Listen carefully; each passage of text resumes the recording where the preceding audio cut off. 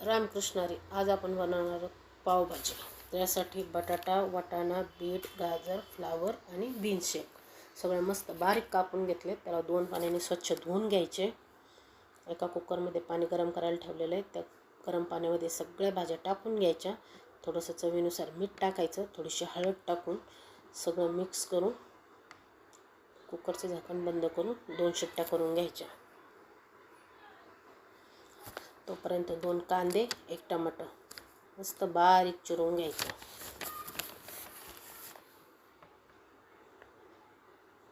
मग आता एकदम मस्त बारीक चिरून घेतलं आहे. एका मिक्सरच्या भांड्यामध्ये थोडेसे लसूण आणि ओलं खोबरं टाकून मस्त बारीक करून घ्यायचं.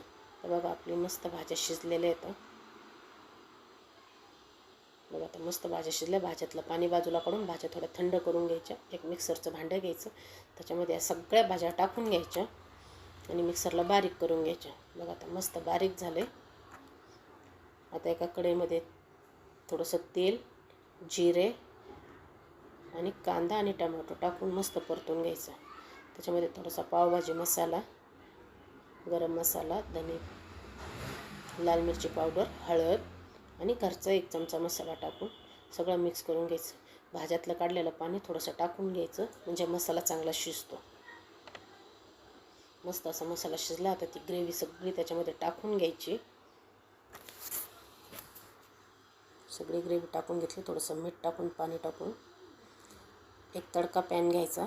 त्यामध्ये थोडंसं तूप टाकायचं, जिरे टाकायचे, लसूण आणि खोबऱ्याची पेस्ट टाकून मस्त कडक तडका द्यायचा.